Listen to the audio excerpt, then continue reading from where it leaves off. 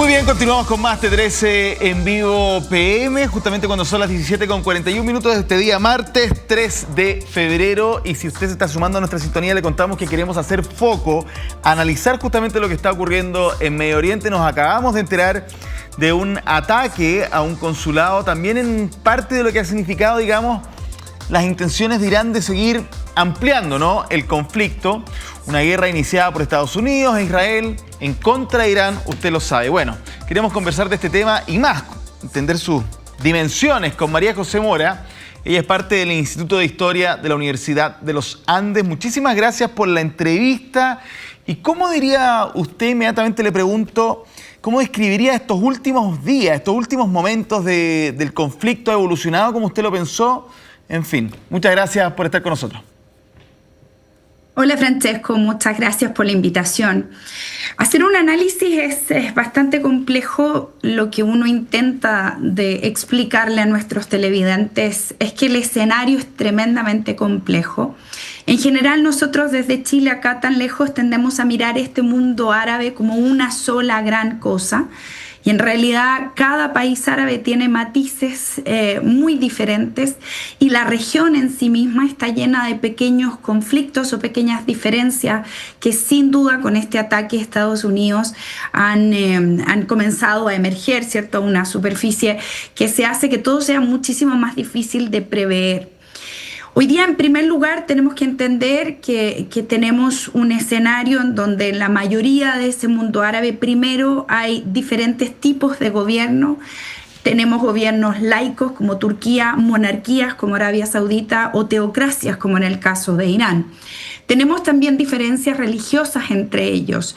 Tenemos diferencias y competencias económicas, competencias políticas, competencias desde la perspectiva del petróleo.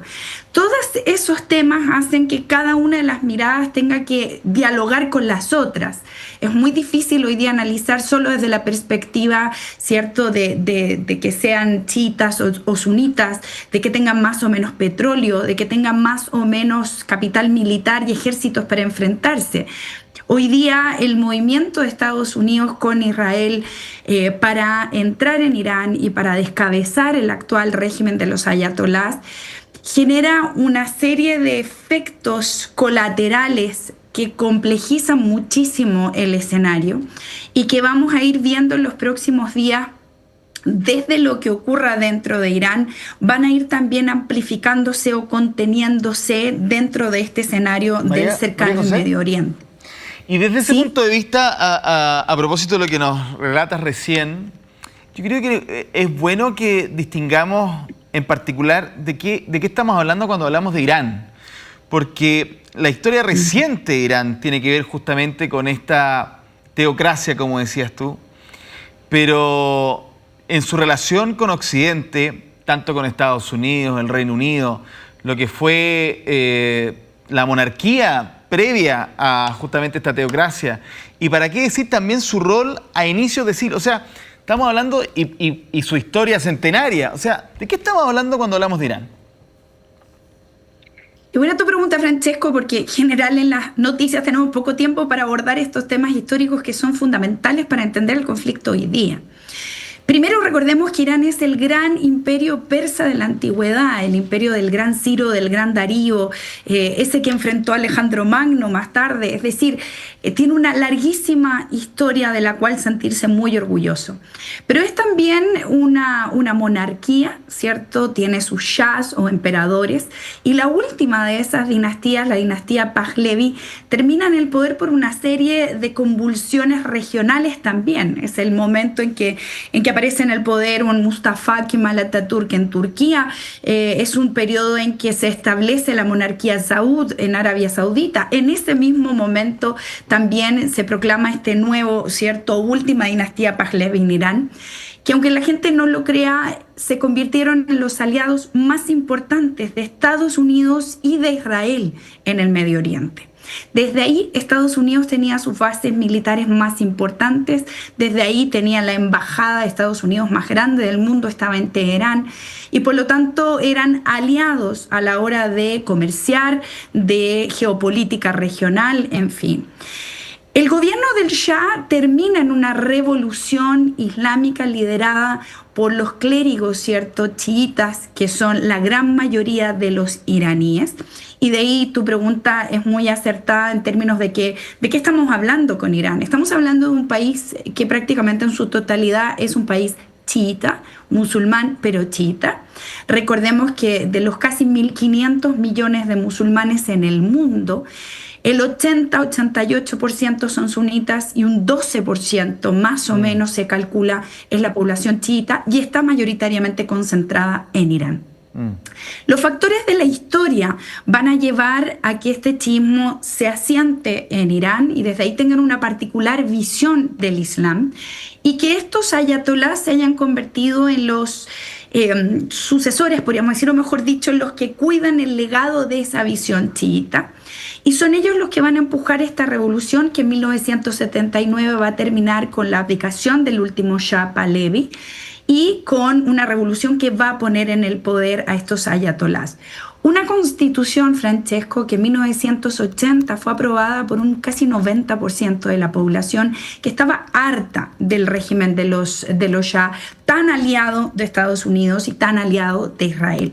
Desde ese momento Estados Unidos siempre ha querido recuperar el control y el poder sobre Irán, no solo porque es un estado estratégicamente muy bien puesto en el mapa, sino también, por supuesto, porque tiene recursos en términos de petróleo y de gas muy apetecidos por Estados Unidos.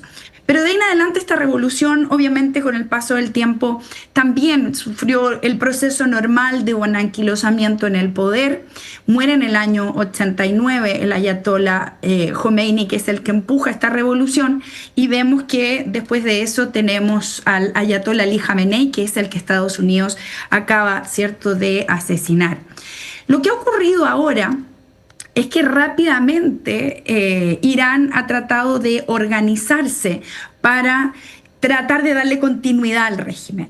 Si Estados Unidos lo que apuesta, y es lo que vemos que está ocurriendo en estos días, ¿no?, darle un fin al régimen de los ayatolás, viene un proceso muy difícil porque no sabemos cuán organizada está la oposición, quién podría liderar esa oposición, y no hay que olvidar que lo que sostiene este gobierno actual es una teocracia, una estructura completa basada en una constitución que tiene una serie de estructuras que están preparadas, o estaban preparadas, mejor dicho, para el eventual caso, que ya lo tenían previsto, de la muerte del ayatollah Ali Khamenei. No, de todas maneras. Ahora, me parece interesante lo que estamos haciendo porque, o sea, lo que tú estás haciendo, no me voy a asumir tan... No, por favor, es una pregunta nomás la mía. Pero lo digo porque, justamente como bien tú decías, cuando tratamos de entender lo que pasa en Israel, lo que pasó en la Franja de Gaza, en Líbano, o sea, si no nos damos una vuelta entre las diferencias entre sunitas, chiitas, entre diferencias de lo que significa ser árabe versus lo que significa ser musulmán, que es muchísimo más amplio que eso, para qué decir hacia el Asia, nos perdemos en entender varias cosas de por qué se generan los conflictos, porque no es solamente intereses, no es solamente petróleo.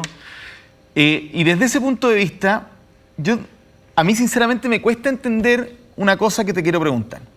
Porque efectivamente, como tú decías, al final de la dinastía en Irán, la conexión con Estados Unidos era muy íntima, incluso desde el punto de vista de la moda, desde el punto de vista de lo que esperaba buena parte de la población en ese país. Y se genera, y por distintas reformas y problemas económicos, se genera una revolución muy poderosa, religiosa, claro que sí, pero que cambia la forma de vida de todos esos millones de personas de una manera muy drástica. Entonces, ¿qué pasa hoy con ese pueblo? Les cambiaron la bandera, les cambiaron la forma de vestir, ¿para qué decir a las mujeres? Entonces, uno puede entender que hay veces que gobiernos autárquicos, dictaduras se toman el poder y bueno, y si no me haces caso te disparo. Pero aquí la transformación cultural es completa. ¿Cómo podríamos describir al pueblo de Irán hoy? ¿Está a favor de que haya un cambio sustantivo? ¿Quiere regresar a algo más occidental? ¿Le gusta la vida como la define el Corán? No tengo idea. ¿Cómo lo describiríamos en el contexto en el que estamos, por supuesto? Cuando nosotros miramos a ese mundo árabe desde la mirada occidental, tendemos a ser muy prejuiciosos respecto de su forma de vida, su forma de vestir, sus usos culturales, ¿no? Y cuando muchas veces miramos a las mujeres con velo, ¿no? Las mujeres sobre todo tendemos a pensar pobrecitas, ¿no? Sí, claro. Y la verdad que ahí hay un desconocimiento y una ignorancia de la riqueza cultural de esos países árabes también. Son países en general, no solo en Irán, ya voy a Irán, que diferencia y siempre yo digo, ¿no? Nadie quiere lo que no conoce. Han sido criados y formados en una estructura en donde la familia es fundamental, en donde las relaciones sociales pasan a través de la familia y en donde toda esa cultura todavía se cuida y se vive mucho. Y quizás también te lo puedo mostrar al revés, cuando el Shah Pahlavi impuso estas libertades, por ejemplo, en el vestir, que veíamos fotos en los años 70 de las mujeres iraníes, muchas de ellas con minifalda, sin velo, como veíamos a nuestras mamás, qué sé yo, hace años atrás. Para muchos iraníes era una especie de vuelco brutal, de una apertura libertina que violaba las costumbres y tradiciones más propias del mundo iraní.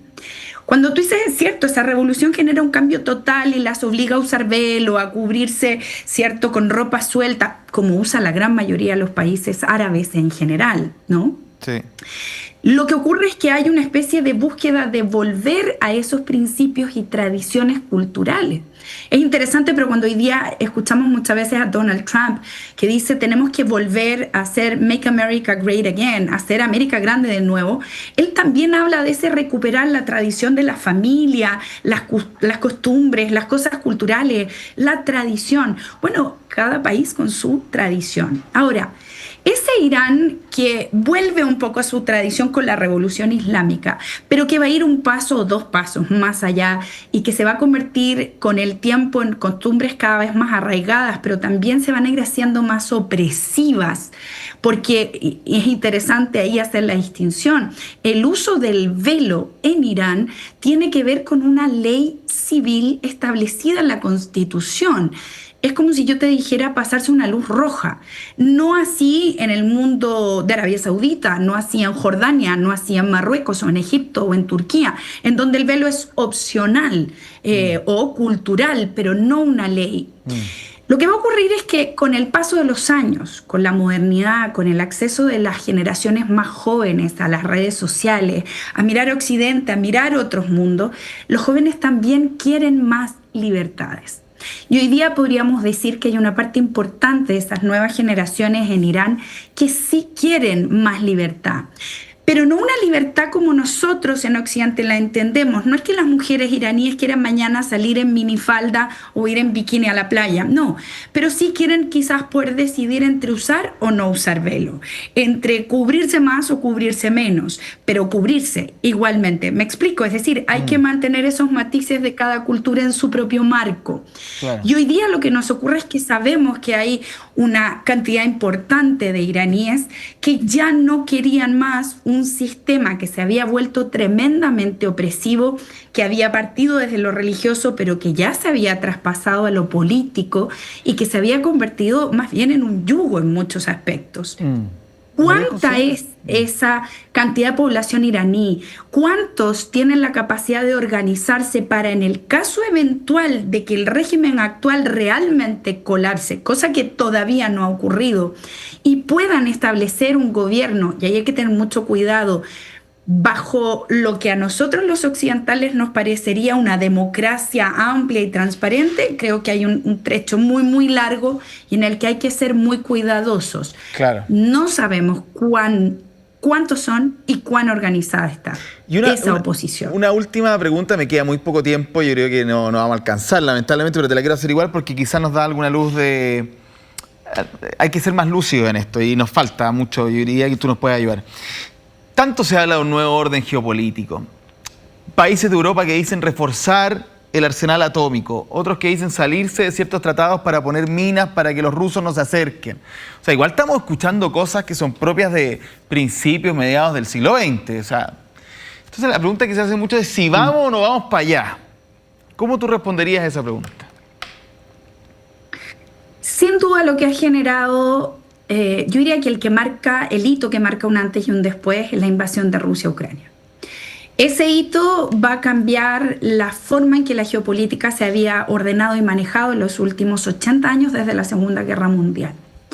Ese hito prende las alertas y las alarmas respecto a la necesidad de defenderse o protegerse, porque pareciera que las instancias que creamos para conversar previas a algo así ya no funcionan.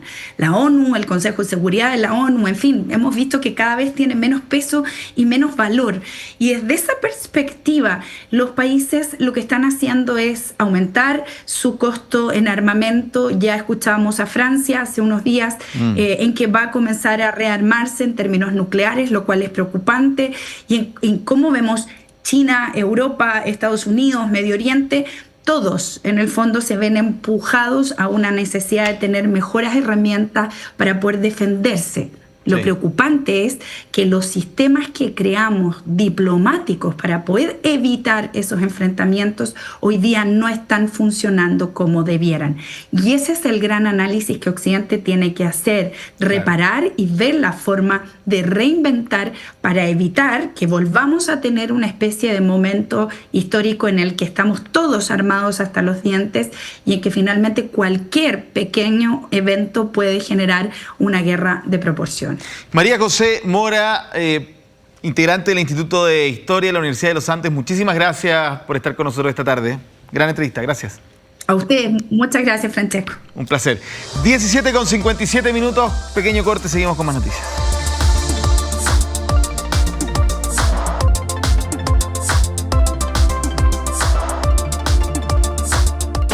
Aprovecha los descuentos de las fechas dobles de Mercado Libre. Notebook HP Pavilion Intel Core 8 GB a solo 549.990 pesos. Biblioteca de árbol Roe a solo 34.990 pesos. Mercado Libre. La vida no siempre sigue un plan. Por eso es bueno tener a alguien que esté contigo en todas. Todas. Cuando se te abrieron nuevas puertas. Cuando decidiste empezar otra vez. Cuando por fin encontraste tu lugar. Puede estar un poquito helado. Estar contigo en todas es más que simplemente estar. Es acompañarte a todas, donde sea que vayas y donde nadie más llega. Entel, contigo en todas. Todas. Vive la experiencia de Mini Novelas 13 en vertical. No lo puedo creer. Mis dos mujeres favoritas juntas. Perdón por coquetearte.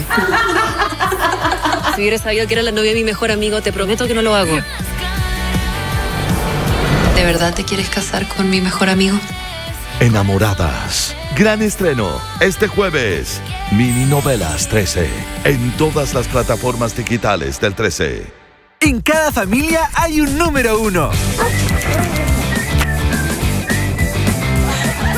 Nova, con tecnología Absorb. Absorbentes, resistentes, hojas gruesas. Nova con tecnología Absorb. La marca número 1 en absorción es para todos. Prueba Nova, una marca de Softies. Vive la experiencia de Mini Novelas 13 en vertical. No lo puedo creer. Mis dos mujeres favoritas juntas. Perdón por coquetearte.